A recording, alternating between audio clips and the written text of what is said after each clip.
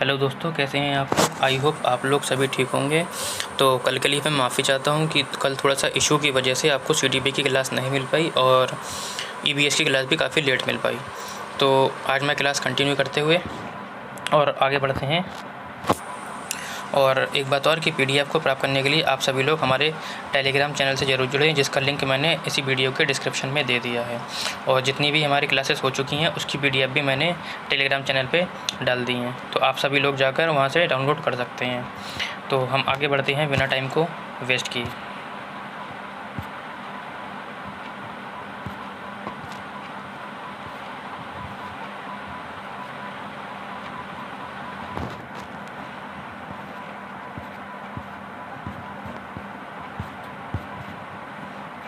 तो क्वेश्चन है, कह रहा है अ बायोग्राफिकल स्केच ऑफ इन्फेंट किसकी रचना है, या किसने लिखी है। तो बुक का नाम पूछ रहा है। ज़्यादातर ये क्वेश्चन तो आता नहीं है सीटेट में, लेकिन हाँ टेट और सुपर टेट में ज़रूर आता है, तो इसलिए आप इसको याद कर सकते हैं। तो पहला ऑप्शन है प्रियर ने की थी, शन ने की थी, डार्विन साहब ने की थी या स्टर्न साहब ने की थी। तो उत्तर है आपका सी, डार्विन साहब ने इस पुस्तक को लिखा था। ऑप्शन नंबर सी पे आ जाते हैं। ठीक है, आगे आते हैं। क्वेश्चन नंबर 50 कहता है कि मानकीकृत परीक्षा का अर्थ बताना है। मानकीकृत परीक्षण का अर्थ बताना है। तो इससे पहले मैं कुछ आपको समझाना चाहता हूँ, जिसमें से अच्छे परीक्षण की कुछ विशेषताएं होती हैं। ठीक है, तो एक क्वेश्चन ज़रूर आता है सीटेट में, तो उसे अच्छे से समझ लेते हैं एक बार। तो अच्छे परीक्षण की कुछ विशेषताएं होती हैं। तो पहला पॉइंट है आपका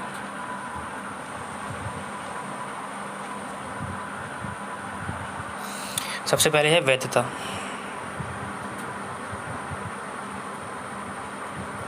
ठीक है, तो वैधता किसे कहते हैं, अच्छे से समझें आप। वैधता किसे कहते हैं, कह रहे हैं परीक्षण उसी उद्देश्य की पूर्ति करे जिसके लिए बनाया गया है। ठीक है, यानी वैधता को हम बोलते हैं वैलिडिटी। यानी जैसे कि एक एग्जांपल के तौर पे समझाता हूँ आप लोगों को। जैसे कि मैंने रिचार्ज करवाया 28 दिन का। ठीक है, उसकी वैलिडिटी कितनी थी, 28 दिन की। लेकिन हुआ क्या कि वैलिडिटी 28 दिन की थी, लेकिन वो चला कितना, 20 दिन। तो क्या उसमें वैधता पाई गई, वैलिडिटी पाई गई, नहीं पाई गई ना। तो मैंने क्या बोला अभी कि परीक्षण उसी उद्देश्य की पूर्ति करे जिसके लिए वो बनाया गया है। ठीक है, दूसरा क्या होता है, दूसरा देखते हैं। दूसरा होता है विश्वसनीयता।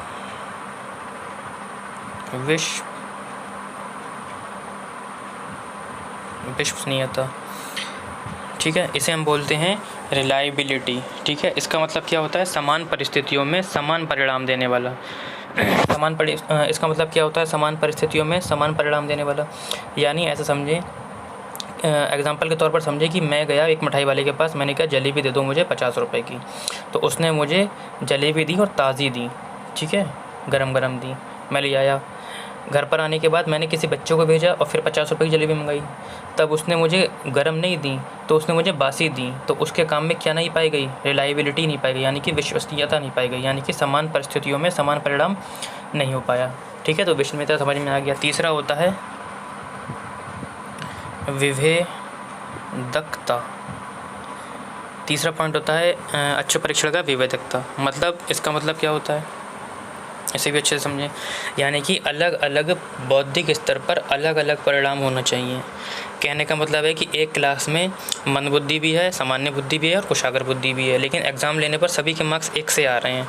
तो क्या वो विविधता हुई, विविधता नहीं हुई ना। तो मतलब डेफिनेशन में यही होता है कि अलग अलग बौद्धिक स्तर पर अलग अलग परिणाम होना चाहिए। ठीक है, चौथा पॉइंट क्या है, वस्तुनिष्ठता।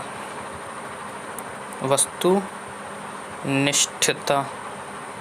ठीक है, वस्तुनिष्ठता को हम निश्चयता भी बोलते हैं। यानी कि परीक्षण जो होना चाहिए पक्षपात रहित होना चाहिए। वस्तुनिष्ठता का मतलब क्या होता है, परीक्षण पक्षपात रहित होना चाहिए। अब इसका मतलब कैसे समझेंगे, देखो एग्जांपल के तौर पे मैं एक टीचर हूँ और मैं एग्ज़ाम की कॉपी चेक कर रहा हूँ। ठीक है, तो ऐसा हुआ कि मेरे चाचा की लड़की की कॉपी मेरे हाथ में आ गई, तो मैंने, और उसने लिखा कुछ नहीं था, मैंने उसे नंबर दे दिए पूरे। ठीक है, अब दूसरे बच्चे की कॉपी आई और मैंने उसके नंबर काट लिए। तो यहाँ पे क्या नहीं पाई गई, यहाँ पे वस्तुनिष्ठता नहीं पाई गई। मतलब परीक्षण जो था पक्षपात रहित हो गया। ऐसा नहीं होना चाहिए। ठीक है, तो कितने पॉइंट हो गए, 1 2 3 4। आगे समझते हैं पाँचवा पॉइंट है आपका व्यवहारिकता।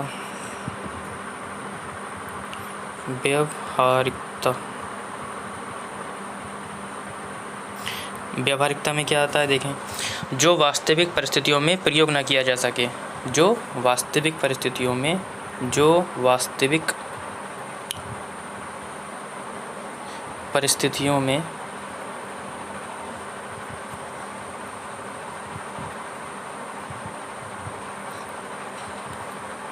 प्रयोग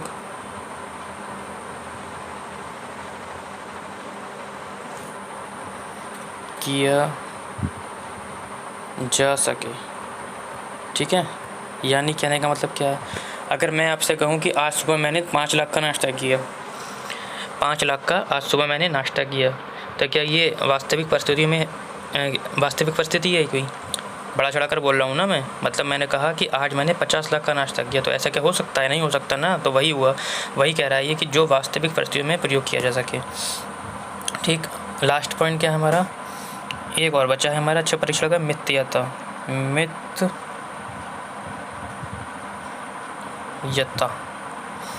ये क्या होता है? इसका मतलब क्या होता है? इसका मतलब होता है कि परीक्षण जो होना चाहिए, परीक्षण ज़्यादा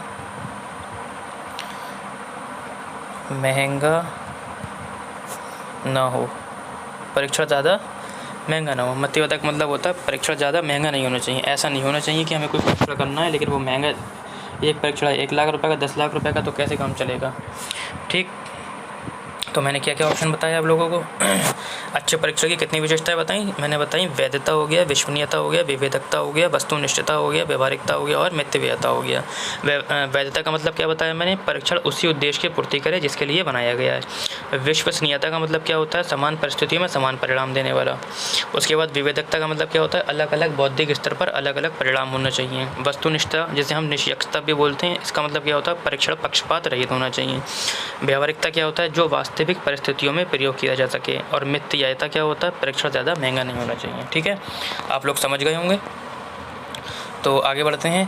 क्वेश्चन कहता है कि मानकीकृत परीक्षण का अर्थ क्या है? विश्वसनीयता होता है, वैधता होता है, मानक होता है और उपरोक्त सभी। तो यानी कि अभी मैं सब बता चुका हूँ आपको, उपरोक्त सभी आ जाएगा। ठीक है, आगे बढ़ते हैं। ऑप्शन कहता है कि क्वेश्चन कहता है कि किस मनोविज्ञान के अनुसार विकास एक सतत एवं धीमी प्रक्रिया है? कह रहा है कॉलसनिक के अनुसार, पियाजे के अनुसार, स्किनर के अनुसार या हरलॉक के अनुसार। तो उत्तर है आपका स्किनर के अनुसार। ठीक है, सीटेट में तो नहीं आती हैं परिभाषाएं, लेकिन टेट और सुपर टेट में ज़रूर आती हैं। ठीक है, इसलिए ज़्यादा परेशान होने की ज़रूरत नहीं है। आपको टेट की भी तैयारी करना है, सुपर टेट की भी करना है ना। अगर क्वेश्चन आ रहा है तो घबराएं ना ज़्यादा, लेकिन मैं आपको साफ साफ बता दूं कि सीटेट में परिभाषा से क्वेश्चन नहीं आता है। ठीक है, पीडीएफ में है, इसलिए आप लोग पढ़ भी लीजिए।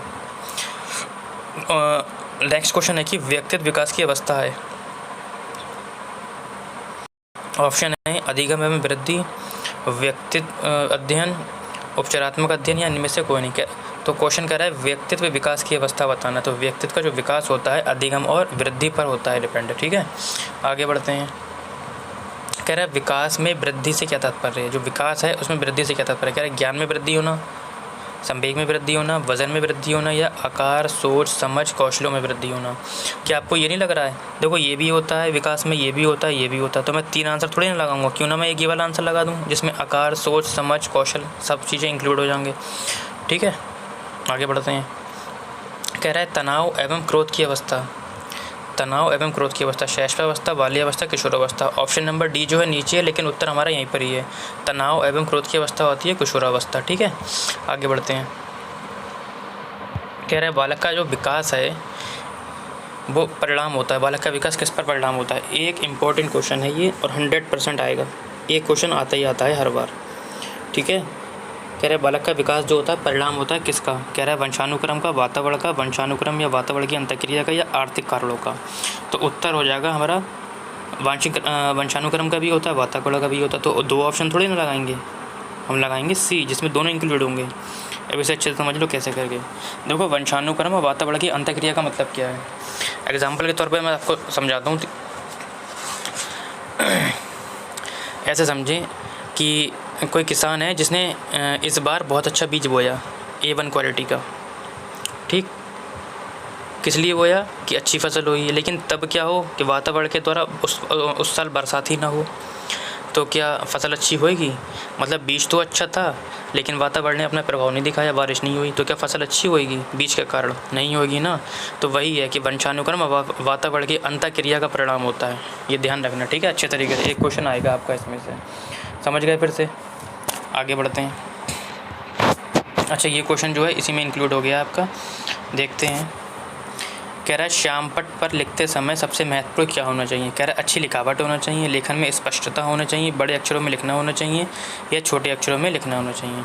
तो श्यामपट्ट से ताल्लुक़ में कुछ इम्पोर्टेंट पॉइंट मैं नोट कर देता हूँ। नंबर 1, 45 डिग्री पर खड़े होना चाहिए।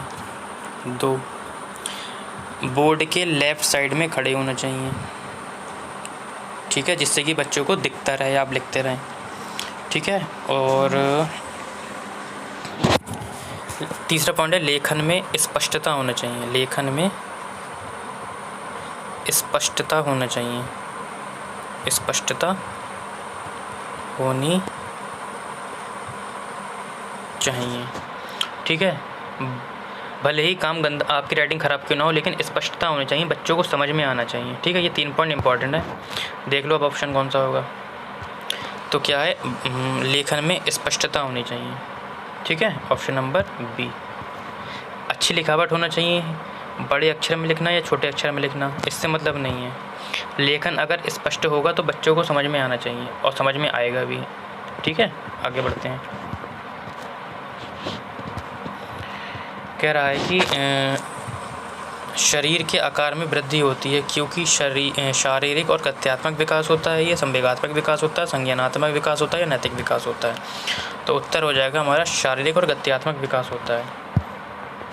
कितने क्वेश्चन और बाकी हैं? अभी तो काफ़ी क्वेश्चन बाकी हैं।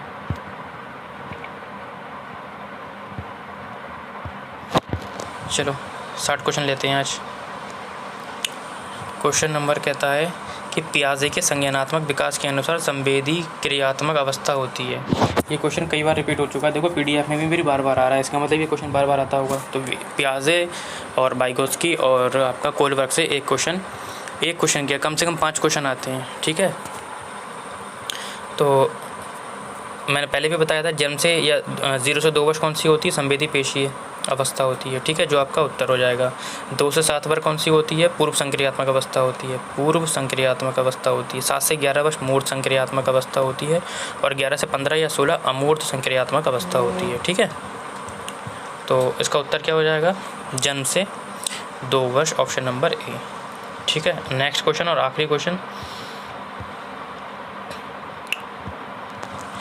कह रहा है निम्न में से कौन सा कथन सत्य है? कह रहे लड़के अधिक बुद्धिमान होते हैं, ये सही है। क्या लड़कियां अधिक बुद्धिमान होती है? ये सही है। क्या बुद्धि का लिंग से संबंध नहीं है, या सामान्यतः लड़के लड़कियों से अधिक बुद्धिमान होते हैं? देखिए लैंगिक विविधता से एक क्वेश्चन आता है, लेकिन ये उससे थोड़ा मिलता जुलता है, लेकिन है ही नहीं। केवल लड़के बुद्धिमान नहीं हो सकते, केवल लड़कियां बुद्धिमान नहीं हो सकती, सामान्यतः लड़के लड़कियों से बुद्धिमान नहीं हो सकते। अभी ऐसा कोई भी ऑप्शन मिलेगा आपको सीटेट में तो आप उसे तुरंत कट कर देंगे। या तो केवल लड़की की बात करें तब भी ऑप्शन गलत है, या लड़की की केवल बात करें तब भी ऑप्शन गलत है। दोनों में वो करे कंपेयर तब भी गलत है, ठीक है। लैंगिक विविधता से क्वेश्चन आता है, लेकिन अभी नहीं है।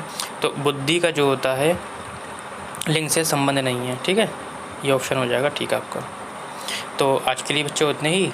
आपको क्वेश्चन सीरीज़ कैसी लगी आप लोग कमेंट सेक्शन में ज़रूर बताएं, और पीडीएफ को प्राप्त करने के लिए आप हमारे टेलीग्राम चैनल से ज़रूर जुड़ें, जिसका लिंक मैंने डिस्क्रिप्शन में दे दिया है। और कल भी मैंने आप लोगों से पूछा था, मुझे सारे बच्चों ने जवाब नहीं दिया कि मैराथन जो है आपको एग्ज़ाम से कितने दिन पहले चाहिए। आप ये ज़रूर बता दें कमेंट सेक्शन में मुझे, ठीक है बेटा।